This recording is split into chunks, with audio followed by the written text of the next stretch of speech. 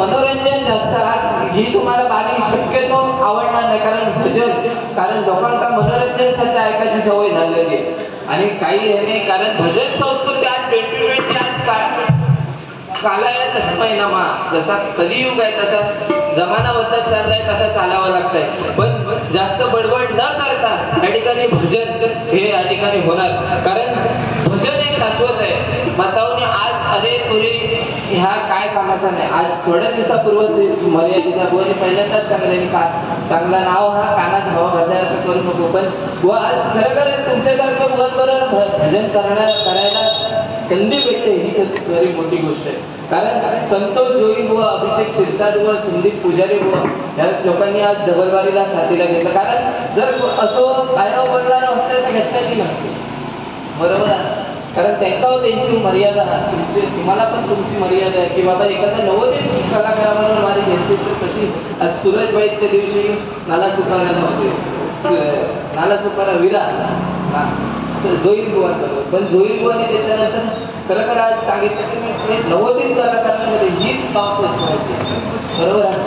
आणि तसा काय गल्लीतला विषय कसा माहिती बुवा, माझा सांगण्याचा हेतू काय की आज गल्लीमध्ये भजन क्षेत्रामध्ये जर भजन होतात बघा, सत्यनारायण पूजा असतील का भजन, हा आता लोकांचा बिल्डिंग मधल्या लोकांना ना भजन विसरत चाललेले आहेत, कारण त्यांच्या कानात हवा भरतात. जरी एखादे प्रकल्प येलो तरी त्यांना वाटतं बाबा मी खय जावा गेलोय आणि खय नाही, म्हणजे प्रायव्हेट म्हणजे आस्था बाबाची जी काम आहे त्याच्या काही एसआरएच लावतात आणि असा या प्रायव्हेट मध्ये रवा केला म्हणजे कानातच हवा भरतात त्यांच्या. पण एसआरएच आज शाळेमध्ये गेल्याच्या नंतर सत्यनारायण महापूजा आपण प्रत्येक साईड आज या ठिकाणी 100 साडी असतील तर त्या ठिकाणी 100 भजन होत असणार.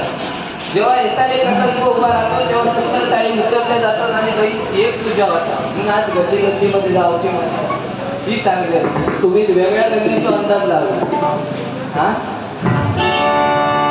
असं नाही, असा काही विषय नाही. आमच्या आणि कुर्ल्यांचं सांगलंय ना ती हडेसून माका माहिती नाही, या जंगलात जा पाठी कुठे गेला तर आमच्याकडे कोविडसून बाहेर पडतात, पण आमच्यावर गेला ते जंगल. हा आता त्यांनी सांगण्याची का की कुत्र्याचं चिन्ह घेऊन उभं राहू, ते कुत्र्याचं चिन्ह घेऊन आवर्जून उभं राहू शकते, कारण कुत्रो इमानी प्राणी असतात. तर कधी काय हो सांगा बिनधास्त सांगता बस बसल्याच्या नंतर बसता. आता ते कुत्र्यांना किती बाबा खर्च मोठे एक कान पाळण्यात एक उभं राहणार येतात, पडलं येतात, पण त्यांचे खर्च पण भारी येत असेल. त्याच्यापेक्षा आपले हे गावठी कुत्रे बस, पण कुत्रो बुवा इमानी प्राणी असतात. असाच झाला बुवा काय येतात ना लहानपणी ना बुवांच्या आजीची पापडाचा धंदो, पापड म्हणजे सुकत घालायचा आणि बुवा असं काही विषय नाही, पण पापडाचा धंदो होतो. पापडाचा धंदा होतो आणि गावात ना बुवा त्यावेळेस गावात बुवांच्या वडिलांनी बुवांना मुंबईत घेऊन दिले. मुंबईत घेऊन दिल्याच्या नंतर अख्खी मुंबई बुवांना फिरवले. तर बुवांना सांगल्यानी ह्या बघ वरळीत गेले आणि सांगल्यानी ह्या बघ ह्या अंबानीचं घर ह्या बघ. हा तर बुवा विचारतात वडिलांचं अंबानीच्या घरात म्हणतात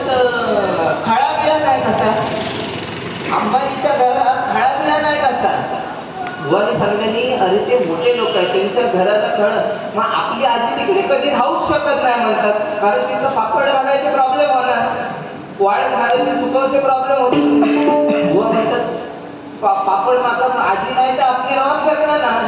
तर हे सांगलं वडिलांनी यांचे विचारले मी की आजीचो आणि त्या अंबानीच्या घराचा प्रश्न का. ह्यांनी सांगणारी का की पप्पा तुम्ही मागे एकदा बोललेलं किंवा चर्चा टीव्हीवर चालू होती, एक दिवशी अंबानी सगळे बिझनेस टेक ओव्हर करणार होतो, एक दिवशी अंबानी सगळे बिझनेस टेक ओव्हर करणार होतो. मग आजीचा पण आपला कापडाचाच बिझनेस आहे ना. म्हणजे असे म्हणजे हुशारच पोहोचले.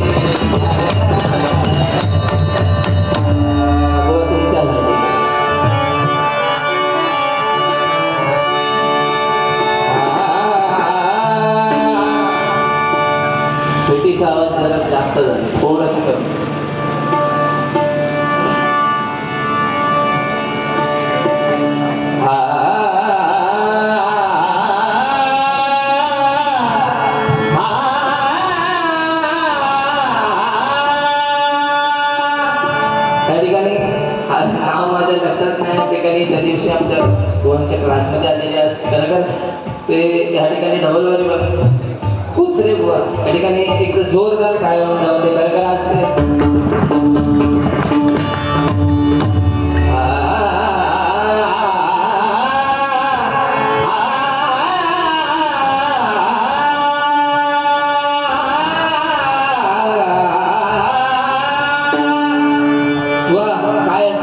संगत ही चांगली लागते. जेव्हा चणे होत ना चणे ते गुळासोबत गेले ना तर त्याची प्रसादी होते. चणे आज तुम्ही सांगलात खरं का, म्हणजे काही गोष्टी चांगले पटवून देण्यासारखे सांगितलं तसंच सांगते. चणे आहेत ना गुळासोबत गेले तर त्याची प्रसादी होत आणि तेच जर बाटली बरोबर गेले ना तर त्याचं चकना डोळे नसताना त्याचा चकना म्हणतो. म्हणजे बघा म्हणून संगत महत्वाचे. आज गुरुजींनी आमच्या गुरुजींबरोबर राहून त्यांच्या भजनामध्ये बसून आज थोडीफार प्रगती आज अनेक कारण भजन संगत आज कुठे कुठे जा खरं काय आज महाराजपर्यंत आम्ही बारी बघून घेऊन पोहोचलेलो. गावात जरी गेले ना तरी एक दिवस बारी नसली किंवा भजन नसला कारण समोर भय वाचायची देवगडा कसं नाही काय आपले पेट्रोल काढला घालला आणि वाटेत लागला. म्हणून प्रत्येक गुरुसोबत तुम्ही ह्या भजन क्षेत्रामध्ये तुम्ही किती सुंदर गाता किंवा किती सुंदर काही करा पण तुमच्या लोकांबरोबरचे संबंध हे खूप चांगले असणं गरजेचं आहे. कारण माणुसकी ही कायम टिकून राहते. बाकी तुमचा आज डोक्यात घेतील उद्या पाडीची तयारी असते लक्षात ठेवा. म्हणून प्रत्येकाबरोबर या भजन रसिकामध्ये नम्रतेने चालायचं. नम्रते नाही चालला का तो लक्षात